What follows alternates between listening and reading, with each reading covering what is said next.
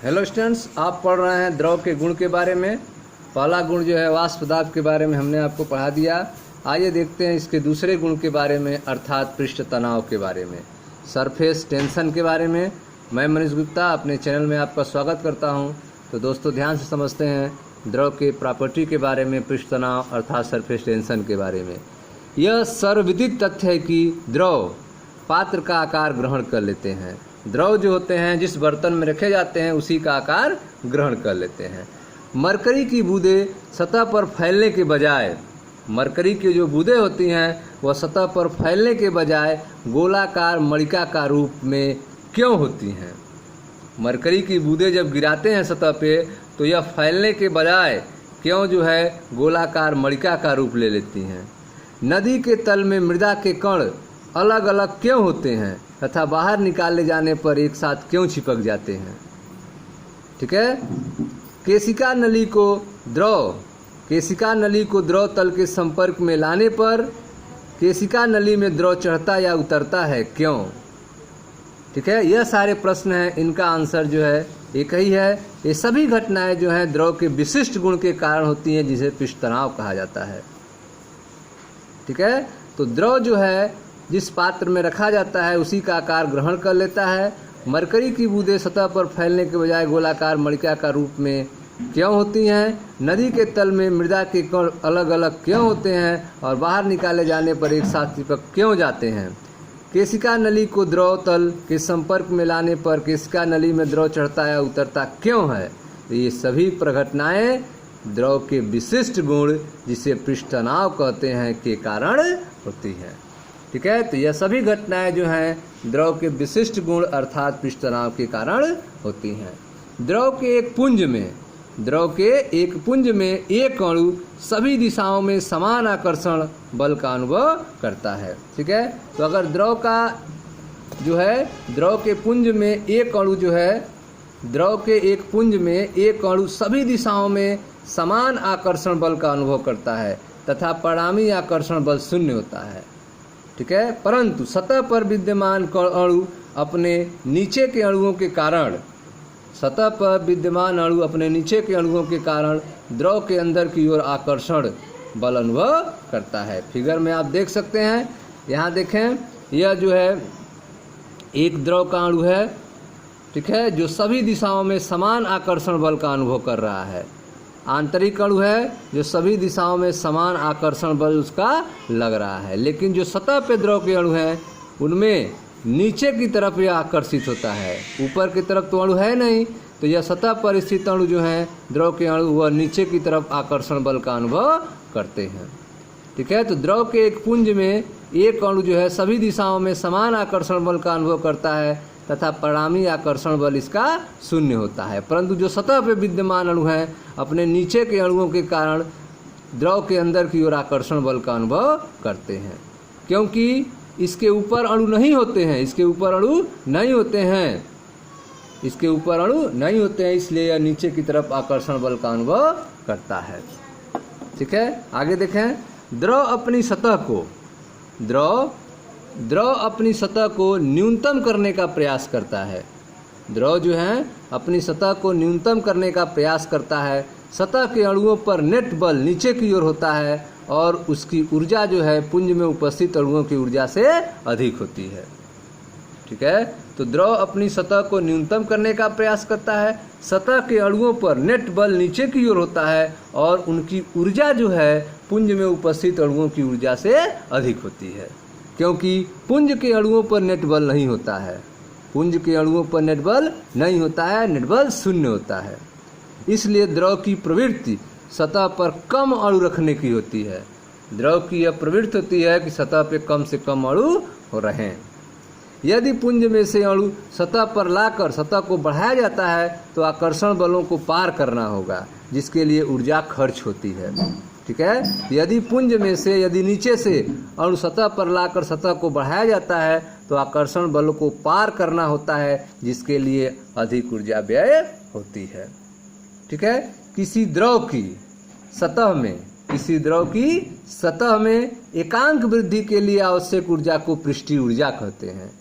किसी द्रव की सतह में एकांक वृद्धि के लिए आवश्यक ऊर्जा को पृष्ठीय ऊर्जा कहते हैं, जिसकी इकाई जूल पर मीटर स्क्वायर होती है।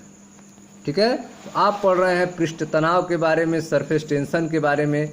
इसमें आपको बताया गया कि यह सर्वविदित तथ्य है कि द्रव पात्र का आकार ग्रहण कर लेते हैं। मरकरी की बूंदें जो हैं सतह पर फैलने के बजाय गोलाकार मणिका का रूप में क्यों होती हैं? नदी के तल में मृदा के कण पृथक पृथक क्यों होते हैं तथा बाहर निकाले जाने पर एक साथ चिपक क्यों जाते हैं? केशिका नली को द्रव तल के संपर्क में लाने पर केशिका नली में द्रव चढ़ता उतरता क्यों है? इन सारे प्रश्नों का एक ही आंसर है, ये सभी घटनाएं जो हैं द्रव के विशिष्ट गुण जिसे पृष्ठ तनाव कहते हैं के कारण होती हैं। ठीक है, द्रव के एक पुंज में, ठीक है, द्रव के एक अणुओं की बात की जाए तो यह द्रव के एक पुंज में अणु है जिसके चारों तरफ जो है बल समान लग रहा है, अतः इस पर नेट फोर्स 0 है। और यह सतह पर अणु है, इसके नीचे की तरफ आकर्षण बल लग रहा है, अतः इस पर नेट फोर्स 0 नहीं है।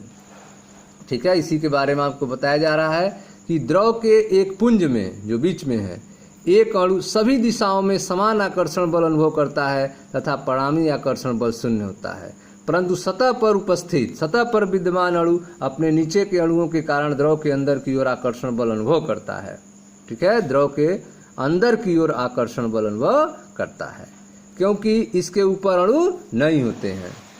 ठीक है, द्रव अपनी सतह को न्यूनतम करने का प्रयास करता है। सतह के अणुओं पर नेट बल नीचे की ओर होता है और उनकी ऊर्जा पुंज में उपस्थित अणुओं की ऊर्जा से अधिक होता है। क्योंकि पुंज के अणुओं पर नेट बल नहीं होता है, पुंज के अणुओं पर नेट बल 0 होता है, नहीं होता है, इसलिए द्रव की प्रवृत्ति सतह पर कम अणु रखने की होती है। यदि पुंज में से अणु सतह पर लाकर सतह को बढ़ाया जाता है तो आकर्षण बलों को पार करना होगा, इसके लिए ऊर्जा खर्च होती है, इसके लिए ऊर्जा व्यय होती है। ठीक है, किसी द्रव की सतह में एकांक वृद्धि के लिए आवश्यक ऊर्जा को पृष्ठीय ऊर्जा कहते हैं।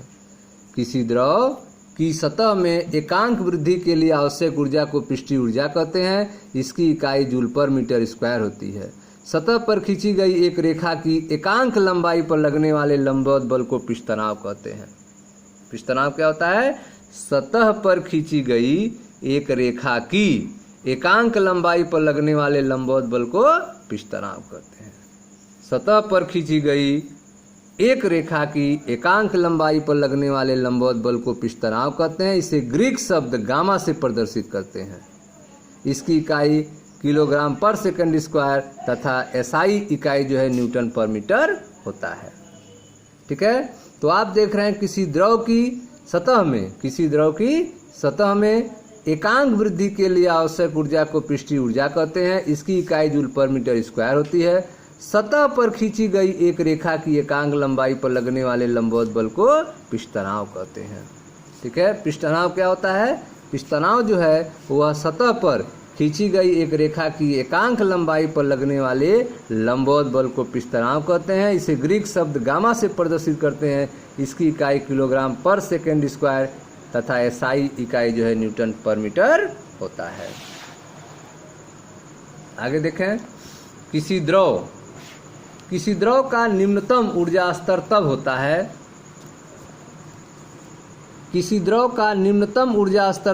है जब उसका पृष्ठ क्षेत्रफल निम्नतम हो। ठीक है, किसी द्रव का निम्नतम ऊर्जा स्तर तब होता है जब उसका पृष्ठ क्षेत्रफल निम्नतम हो। इस स्थिति में गोलाकृति संतुष्ट करती है। इस स्थिति को कौन संतुष्ट करता है? तो इस स्थिति को गोल आकृति संतुष्ट करती है। किसी द्रव का निम्नतम ऊर्जा स्तर तब होता है जब उसका पृष्ठ क्षेत्रफल न्यूनतम होता है। गोले का पृष्ठ क्षेत्रफल न्यूनतम होता है, अतः इस स्थिति को गोल आकृति संतुष्ट करती है।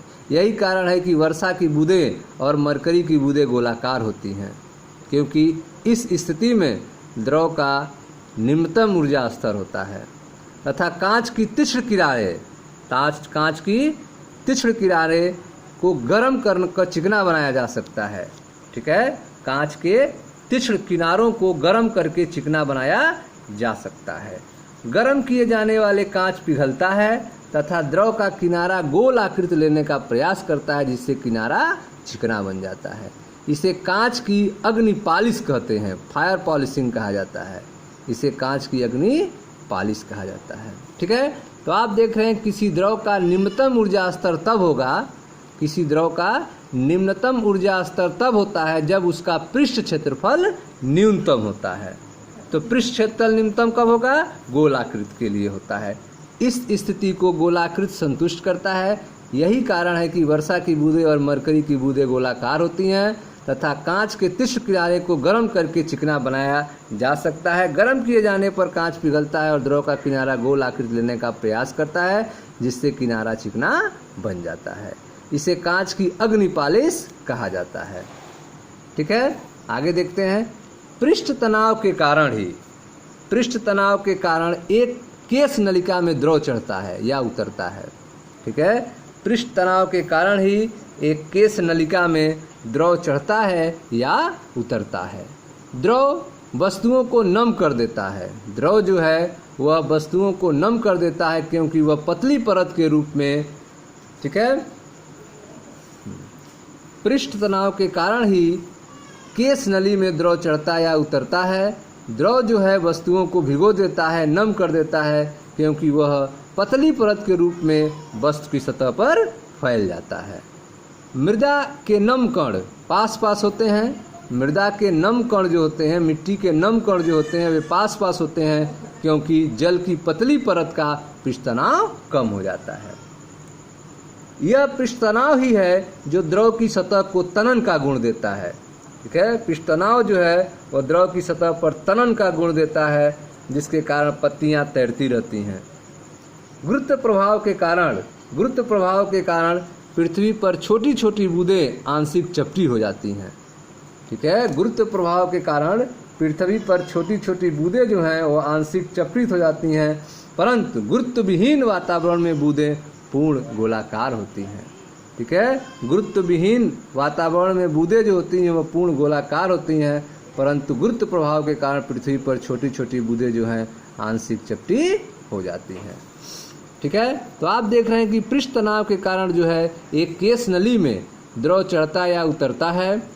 द्रव वस्तुओं को नम कर देता है क्योंकि वह पतली परत के रूप में वस्तु की सतह पर फैल जाता है।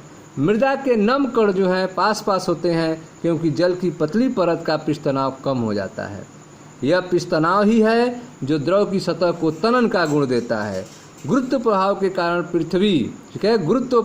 कारण पृथ्वी पर छोटी छोटी बूंदें आंशिक चपटी हो जाती हैं, परंतु गुरुत्व विहीन वातावरण में बूंदें जो हैं पूर्ण गोलाकार होती हैं। ठीक है, पृष्ठ तनाव का परिमाण द्रव के अणुओं के मध्य आकर्षण बल पर निर्भर करता है। ठीक है, पृष्ठ तनाव का जो परिमाण होता है, जो वैल्यू होता है, वह द्रव के अणुओं के मध्य आकर्षण बल पर निर्भर करता है। जब आकर्षण बल अधिक होता है तब पृष्ठ तनाव अधिक होता है। ठीक है, ताप बढ़ाने पर अणुओं की गतिज ऊर्जा बढ़ जाती है तथा अंतर अणुक्रिया की प्रभाविता कम हो जाती है, अतः ताप बढ़ाने पर पृष्ठ तनाव कम हो जाता है। ठीक है, ताप बढ़ाने पर अणुओं की गतिज ऊर्जा बढ़ जाती है तथा अंतर अणुक्रिया की प्रभाविता कम हो जाती है, अतः ताप बढ़ाने पर पृष्ठ तनाव भी कम हो जाता है। ठीक है स्टूडेंट्स, तो यह था द्रव के गुण अर्थात पृष्ठ तनाव के बारे में। मैं मनीष गुप्ता अपने चैनल में आपका स्वागत करता हूं। वीडियो को लाइक करें, शेयर करें, चैनल को सब्सक्राइब करें। धन्यवाद दोस्तों।